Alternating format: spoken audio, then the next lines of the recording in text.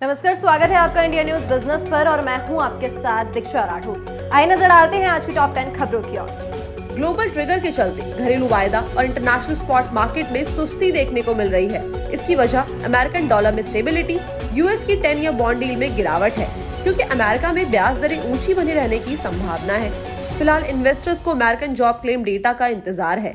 घरेलू वायदा बाजार यानी कि एमसीएक्स पर सोने और चांदी में सपाट कारोबार देखने को मिल रहा है। एमसीएक्स पर सोना सपाट 60,910 रुपए प्रति 10 ग्राम के भाव पर कारोबार कर रहा है।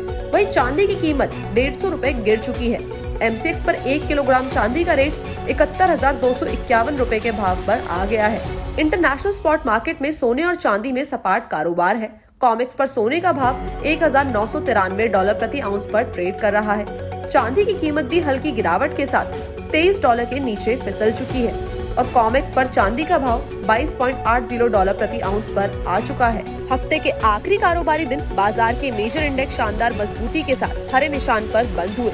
बीएसई सेंसेक्स 282 अंक ऊपर जाकर 64,363 पर बंद हुआ, तो वहीं निफ्टी भी 92 अंकों के उछाल के साथ 19,230 पे बंद हुआ।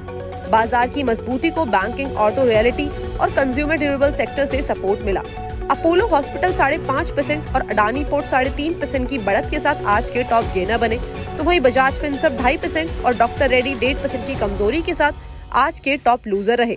आज बीएसई के 30 शेयर्स में से 17 शेयर्स हरे निशान पे जाकर बंद हुए। सर, जैसे कि हम देखें सितंबर क्वार्टर में जो जेएलआर है उसका मार्जिन 8% कर दिया गया है। साथ ही साथ जो टाटा मोटर्स है उनके जो रिजल्ट्स आए वो भी काफी अच्छे आए हैं। क्या लगता है इस टाइम पे क्या करना चाहिए? देखिए, टाटा मोटर्स अभी भी बहुत अच्छा लग रहा है, बहुत अच्छी ग्रोथ पॉइज्ड है और जिस तरीके से इनका नया लाइनअप अभी पूरा इम्प्रूव हो रहा है, I believe in time to come Tata motors एक अच्छा परफॉर्मिंग स्टॉक बन सकता है। रिजल्ट भी इम्प्रूव होंगे, 800 to 1000 के लेवल्स आपको देखने को मिल सकते हैं। सर, जेके लक्ष्मी सीमेंट की बात करें तो नेट प्रॉफिट में करीबन 55.2% का अपसाइड हमें देखने को मिला और इस बार जो हमारा नेट प्रॉफिट है वो 95 करोड़ पे पहुंच चुका है। क्या लगता है इस टाइम पे कोई अपॉर्चुनिटी बनती है मार्केट के अंदर जेके लक्ष्मी सीमेंट में? देखिए, सीमेंट एज अ पैक्ट बहुत अच्छा परफॉर्म कर रहा है। प्राइस हाइक पिछले कुछ क्वार्टर्स में 2 से 3 बार हो चुकी है। इनके दो जो रॉ मटेरियल कॉस्ट है वो कम आ गई है, बट प्राइस रिड्यूस नहीं हुई है। रेवेन्यूज और प्रॉफिट मार्जिन इंप्रूव होगा। डिमांड रियल एस्टेट और इंफ्रास्ट्रक्चर को लेके अच्छी मेंटेन रहेगी। I believe in time to come JK, Lakshmi और बाकी सीमेंट स्टॉक्स भी अच्छा परफॉर्म करते हुए दिख सकते हैं। मुकेश अंबानी की रिलायंस इंडस्ट्री मार्केट में अपने बिजनेस को एक्सपेंड करना चाहती है और इसी के चलते कंपनी ने मार्केट से 15,000 करोड़ रुपए का फंड रेज करने का प्लान किया और ये जो फंड रेज करने का प्लान किया इसका जो सोर्स है वो लोकल करेंसी बॉन्ड्स है, यानी कि लोकल करेंसी बॉन्ड्स को इशू करके मार्केट से 15,000 करोड़ रुपए का फंड रेज किया जाएगा। मेनली अगर हम इस चीज को समझे तो हाल ही में रिलायंस ने कंज्यूमर बिजनेस को एक्सपेंड करने के लिए कतर इन्वेस्टमेंट अथॉरिटी और केकेआर एंड कंपनी जैसे रिटेल इन्वेस्टर्स के साथ एक बिजनेस में टाई अप किया था, उनको बिजनेस में इन्वॉल्व किया था। तो ऐसा माना जा रहा है कि इसी कारण के चलते जो लोकल करेंसी बॉन्ड्स हैं उनको इशू करके जो रिलायंस इंडस्ट्री और 15,000 करोड़ रुपए का फंड रेज करने का प्लान कर रही है। सर, अगर आईएक्स की बात करी जाए तो भी हाल ही में नतीजे आए हैं आईएक्स के क्वार्टर 2 के। अगर नेट प्रॉफिट उसमें देखा जाए तो करीबन 22% का हमें अपवर्ड मूवमेंट देखने को मिला है। उस पर जो नेट प्रॉफिट है वो करीबन 86.5 करोड़ पे पहुंच चुका है। वहीं अगर रेवेन्यू देखें तो उसमें भी 14% का अपसाइड हमें देखने को मिला है। क्या लगता है सर, शेयर के अंदर क्या करना चाहिए? पावर सेक्टर देखिए ओवरऑल बहुत अंडर परफॉर्मिंग सेक्टर रहा है एंड इसको भी आप उसी से रिलेट कर सकते हैं because there into kind of power trading. तो जैसे जैसे पावर सेक्टर इंप्रूव करेगा, पावर की डिमांड आपकी इंप्रूव होती हुई दिख रही है। हमारा जिस तरीके से वेदर कंडीशंस और इंफ्रास्ट्रक्चर डेवलपमेंट चल रहा है, I believe in time to come इनके रिजल्ट्स और इंप्रूव होने चाहिए और ये एक पर्टिकुलर स्टॉक भी अच्छा परफॉर्मेंस दिखा सकता है।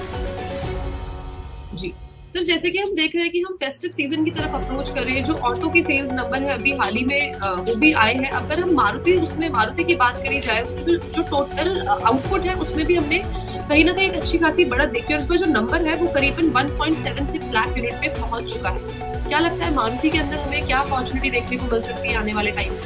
इसमें थोड़ा सा मैं व्यू अपना डिफरेंट रखूंगा।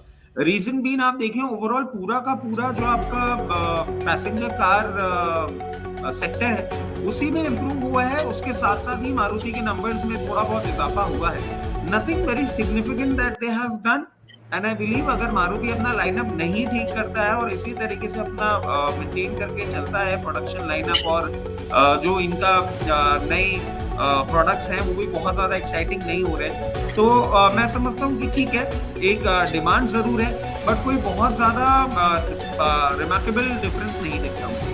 दिल्ली एनसीआर में हैवी एयर पॉल्यूशन के चलते CAQM ने ग्रैप स्टेज 3 लागू कर दी है। आपको बता दें कि इसके अकॉर्डिंगली जो अननेसेसरी कंस्ट्रक्शन होता है, ऐसा कंस्ट्रक्शन है जिसको फिलहाल के लिए टाला जा सकता है, तो उन सारे कंस्ट्रक्शंस को रोक दिया जाएगा और ऐसी कई चीज़ें की जाएंगी। देन अगर हम अभी फ़िलहाल में AQI की बात करें तो दिल्ली के कुछ एरिया का जो AQI है वो CPCB की तरफ से जारी किया गया है। AQI का मतलब एयर क्वालिटी इंडेक्स है, तो ITO में जो एयर क्वालिटी इंडेक्स है वो है आपका 451। नजफगढ़ का AQI जो है वो 500 है, नरेला का AQI जो है वो 500 है। वहीं दिल्ली से जुड़े नोएडा की अगर हम बात करें तो नोएडा का सेक्टर 62 का जो AQI है वो 483 है। देन सेक्टर 1 की अगर हम बात करें तो यहाँ का जो AQI है वो 413 रहा है। तो ये जो एयर पॉल्यूशन है ये काफ़ी हद तक लोगों के लिए एक मुसीबत बना हुआ है। सर, अगर गुजरात गैस की बात करी जाए, उसके नतीजों के ऊपर नजर डाली जाए तो जो नेट प्रॉफिट है उसमें हमने एक गिरावट देखी और उसका नेट प्रॉफिट 404 करोड़ के मुकाबले 292 करोड़ पर पहुंच चुका है और रेवेन्यू में भी हमने एक गिरावट देखी और इस पर रेवेन्यू जो है वो 3991 करोड़ का रहा है। क्या लगता है? देखिए, थोड़ा सा कंपटीशन भी टफ हो रहा है इनके लिए और इनको अपने सेल्स नंबर मेंटेन करने के लिए अपनी सेलिंग प्राइस रिड्यूस करनी पड़ी थी, जिसके कारण से आपको ये डेंट मिल रहा है। I believe in a quarters और 2 टाइम ये इनका जो प्रॉब्लम है ये ठीक हो जाना चाहिए एंड फिर ये वापस अपने रेवेन्यूज पे आ सकते हैं। तो जिनके पास है होल्ड करें। अगर खरीदने की बात कर रहे हैं तो आई बिलीव थोड़ा सा टाइम ले लें और सम ऑड 360-340 लेवल्स पे मेरे को समझ में आता है कि वापस से एक बहुत अच्छा बाय काउंटर बन जाएगा। देश की दिग्गज tyre maker company MRF limited ने अपनी दूसरी तिमाही के रिजल्ट्स जारी कर दिए हैं और कंपनी के नेट प्रॉफिट में 352% का जंप देखा गया है और इस बार प्रॉफिट 586 करोड़ पर पहुंच चुका है, जो कि पिछले साल सेम क्वार्टर में 130 करोड़ का था।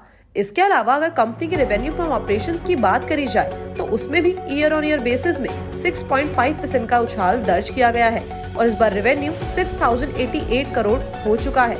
इसी के साथ बोर्ड ने 3 रुपए प्रति शेयर डिविडेंड देने का ऐलान भी किया है, जिसकी रिकॉर्ड डेट 17 नवंबर तय की गई है। कंपनी के अच्छे रिजल्ट्स की वजह ऑपरेशनल परफॉर्मेंस बताई जा रही है।